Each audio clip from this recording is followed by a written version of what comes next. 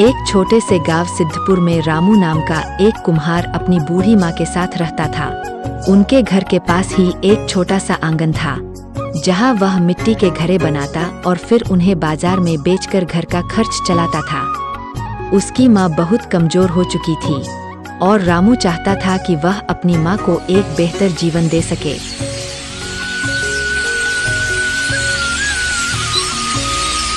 फिर अगले दिन। माँ, खाना बनने में कितना समय लगेगा? वो मेरे सारे घड़े बनकर तैयार हो गए हैं और अब मुझे उन्हें बाजार में बेचने के लिए जाना है। हाँ बेटा, बस 2 मिनट, खाना बन ही गया है, अभी देती हूँ। माँ, अब मैं बाजार जा रहा हूँ, देर हो रही है। ठीक है बेटा, पर संभाल कर जाना और रात होने से पहले ही लौटाना, क्योंकि रात में अपने गांव में जंगली जानवरों का खतरा भी बढ़ जाता है। रामू मिट्टी के घरों को बैलगाड़ी पर रखकर बाजार में बेचने के लिए निकल जाता है। मेरी माँ अब बूढ़ी हो रही है और मैं उन्हें 2 रोटी के अलावा कुछ भी नहीं दे पाता हूँ। मुझे अपनी माँ के लिए कुछ ना कुछ तो करना ही होगा। बहन आइए भैया, सुंदर सुंदर घड़े ले जाए, देखे ना मेरे पास कितने सुंदर सुंदर घड़े हैं। ये वाला भी बहुत अच्छा है, ये ले जाए, ये बहुत सुंदर है और मजबूत भी। अरे भाई साहब, ये बड़ड़ा वाला घड़ा कितने रुपए का दे रहे हो? जी भैया, ये वाला बस 30 रुपए का है। अरे 30 रुपए तो बहुत ज्यादा है भाई, मैं तो बस इसके 20 रुपए ही दूंगा। नहीं भाई जी, 30 रुपए का है, 30 रुपए में ही मिलेगा। रामू सोचने लगता है कि दोपहर होने को आई है और अभी तक एक भी घड़ा नहीं बिका। 20 रुपए में ये घड़ा दे ही देता हूँ। ठीक है भाई साहब, आप 20 रुपए में ही ले लो। सारे घड़े बेचने के बाद रामू वापस घर की ओर निकल जाता है। मेरे तो सारे घड़े बिक गए, लेकिन इतने पैसे भी नहीं आए कि दाल रोटी भी खा सकूं। मेरे रखे हुए घड़े के मूल्य पर कोई घड़ा खरीदता ही नहीं है। लोग आधे दामों में घड़े खरीद ले जाते हैं, जिससे बस कुछ पैसे ही हाथ आते हैं और मुझे बड़ा नुकसान झेलना पड़ता है। लगता है आज सूखी रोटी खाकर ही सोना पड़ेगा। रामू यह सब सोचते हुए रास्ते में आगे बढ़ ही रहा था कि तब ही उसे घर के बाहर खड़ी एक लड़की दिखती है। रामू को वह लड़की बहुत पसंद आती है। वह लड़की को देखकर सोच में पड़ जाता है। अरे वाह, यह लड़की कितनी सुंदर है, एकदम फुलझड़ी। अगर इससे मेरी शादी हो जाए और अगर यह मेरे घर में आ जाए तो माँ को भी काम में मदद मिल जाएगी। और वैसे भी माँ घर में अकेली ही रहती है, इसके साथ में माँ का भी मन लगा रहेगा। चलो तो फिर देर क्यों करना, मैं इस लड़की से बात करता हूँ। ओ हुस्न की मलिका, माल पटाका, एकदम फुलझड़ी जैसी दिखने वाली लड़की, तुम्हारा नाम क्या है? क्या कहा? माल पटाका, फुलझड़ी, न्यू लाइन।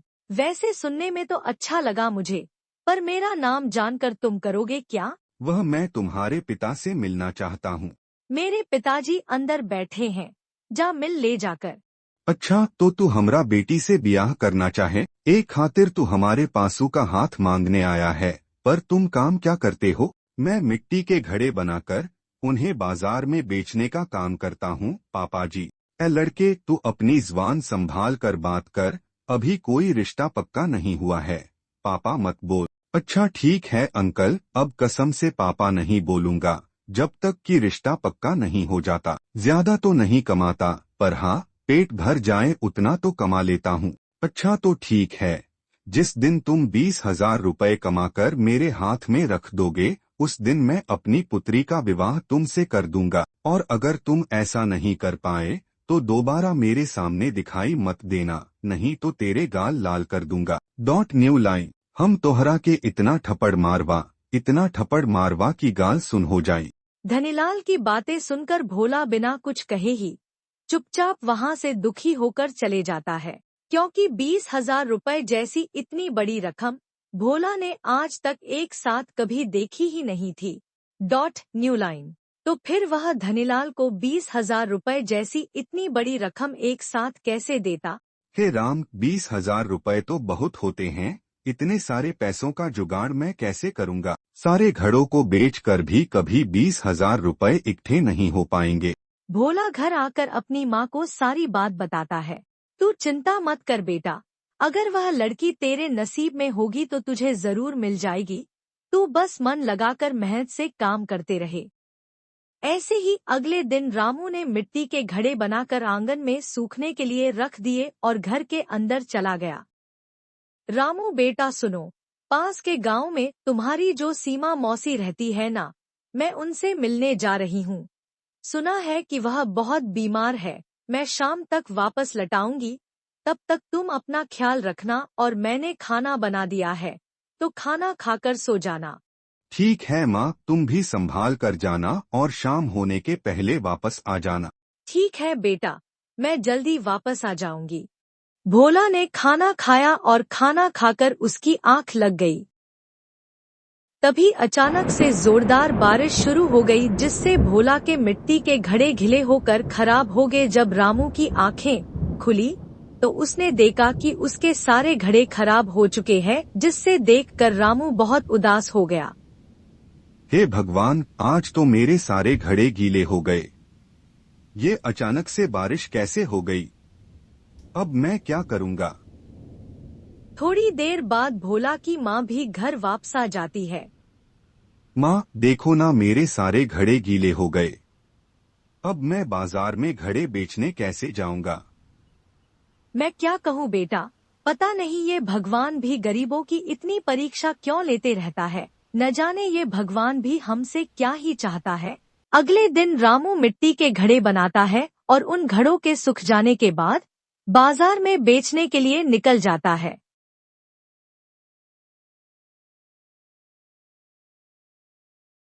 फिर एक दिन जब वह घड़े बेचकर लौट रहा था तो रास्ते में एक बूढ़ा व्यक्ति बेहोश पड़ा मिला।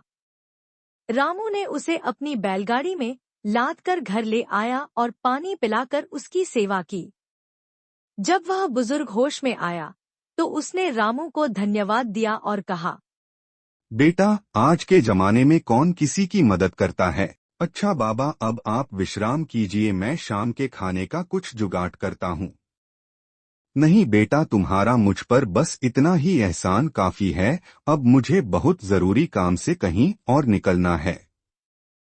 अचानक वह बूढ़ा व्यक्ति चमकने लगा और अपने असली रूप में आ गया। वह कोई साधारण आदमी नहीं बल्कि एक दिव्य पुरुष था। तुमने मेरी मदद की है, इसलिए मैं तुम्हें एक वरदान देता हूँ, तुम्हारी हर सच्ची इच्छा पूरी होगी।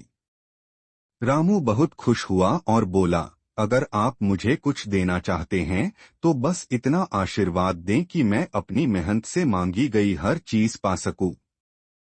साधु ने वरदान दिया और गायब हो गए। अगले दिन जब रामू ने नए घड़े बनाए तो वे चमकने लगे जैसे वे मिट्टी के नहीं बल्कि हीरे के बने हों। वह आश्चर्यचकित था, लेकिन समझ गया कि यह उसी वरदान का असर है। जब वह बाजार गया तो लोग उसके घड़ों की चमक देखकर हैरान रह गए और बिना मोलभाव किए अच्छे दामों में खरीदने लगे। उस दिन रामू की बहुत अच्छी कमाई हुई। कुछ ही दिनों में उसने 20,000 रुपए इकट्ठे कर लिए। वह खुशी खुशी लालचंद के घर गया और पैसे दिखाए। लालचंद ने हंसकर कहा, बेटा, अब मुझे पैसों की जरूरत नहीं, तुमने मेहनत और सच्चाई से यह कमाया है, इसलिए मैं अपनी बेटी की शादी तुमसे खुशी खुशी कर दूंगा। रामू और गौरी की शादी धूमधाम से हुई। उनकी माँ बहुत खुश थी और अब रामू का जीवन पहले से कहीं बेहतर हो चुका था।